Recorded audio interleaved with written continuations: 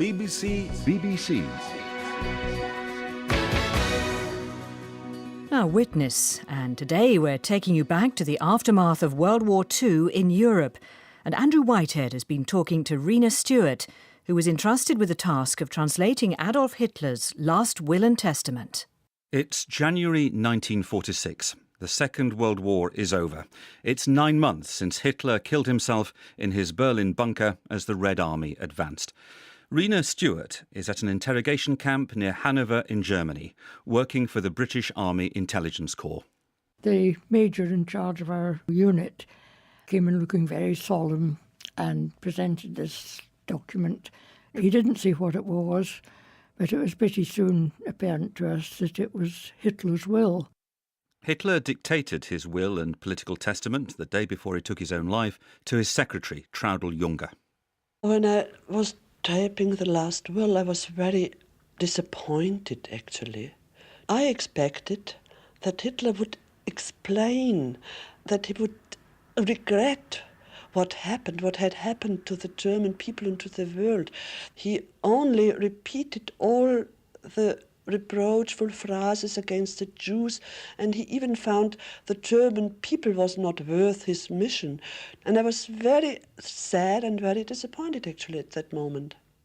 What did you feel when you realised that this was Hitler's will? Amazed. We couldn't believe it at first, and then we realised there was no other explanation. But did you feel excited? Oh, yes. Or terrified? Both, actually. Certainly all the more on our mettle to get the translation absolutely right. Just a couple of years earlier, Rena Stewart had graduated from a Scottish university in modern languages, volunteered for war service, and much to her surprise was asked to sign the Official Secrets Act and sent to work at Bletchley Park, northwest of London. British experts there had managed to break even the most highly encrypted German military code.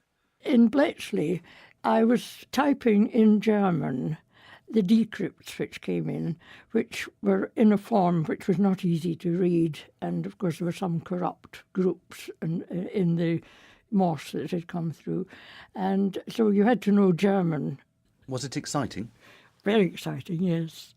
I mean, that actual work was quite, it's quite hard work.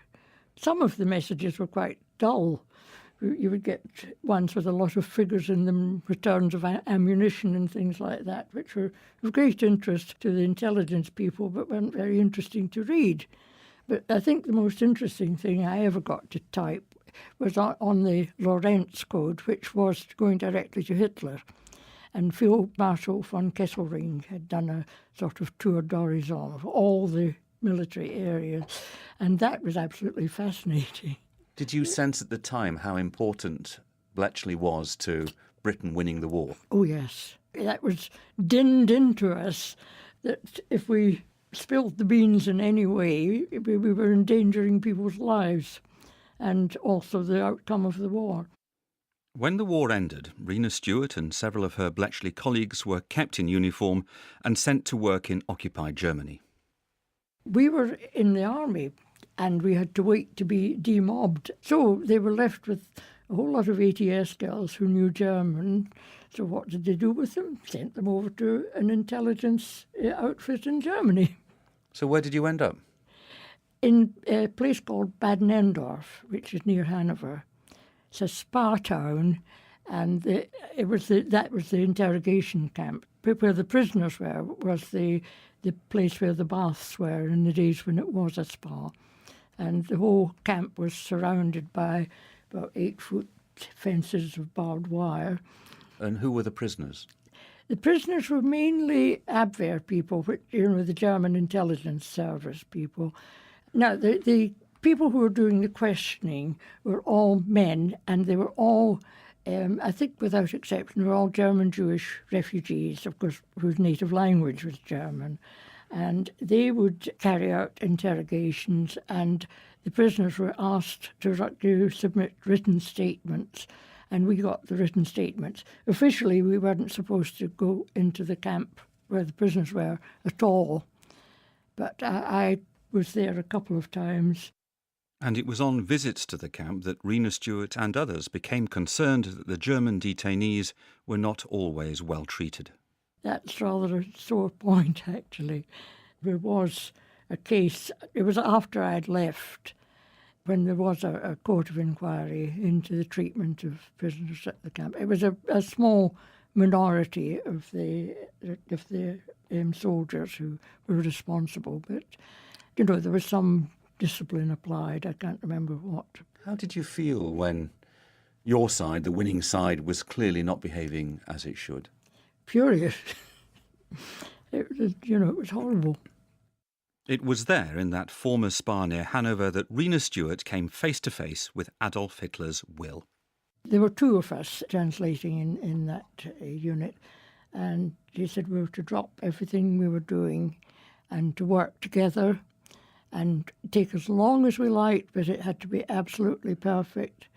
But it was pretty soon apparent to us that it was Hitler's will. I think there had been a news item about it having been discovered or anyway, it come to light.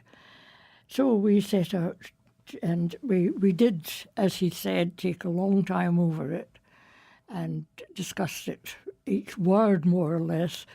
And we came to the word Kleinbürgerlich, and we were very puzzled how to translate this. We didn't think that lower middle class had quite the right ring about it. So we decided to translate it as petit bourgeois. As executor, I appoint my most faithful party comrade, Martin Bormann. He is permitted to hand over to my relatives everything which is of worth as a personal memento or is necessary to maintain a petit bourgeois standard of living. So how long did it take you to translate it? Several hours. So it's quite a long document. It was quite long, and of course we were discussing every word and checking in dictionaries and so on. Why do you think the job came to you? Because you were sort of clearly accomplished linguists, but you probably weren't the most senior people that they could have turned to for a translation. and I never did understand that, to be quite honest. And again, it was one of these things where, you didn't ask. The whole thing that was drummed into you at Bletchley was, if you need to know something, you'll be told, and if you don't need to know it, don't ask. Rena Stewart's task, she suspects, was to provide an authoritative translation. Others had already got a fairly full sense of what was in the will and testament. Hitler acknowledges his marriage to his lover Eva Braun, sets down his wishes for the disposal of his possessions, and seeks to justify his actions. Each of the 3 copies of the documents was entrusted to a separate messenger. By early 1946, all 3 were in British or American hands. A few months later, Rena Stewart returned to Britain and started looking for a civilian job. But there was a problem. She could say next to nothing about the nature of her wartime work. I could say that I was attached to the intelligence corps, full stop. Nothing about Bletchley? Nothing about Nothing Bletchley. about working in German camps? No. Nothing about being entrusted with translating Hitler's will? No.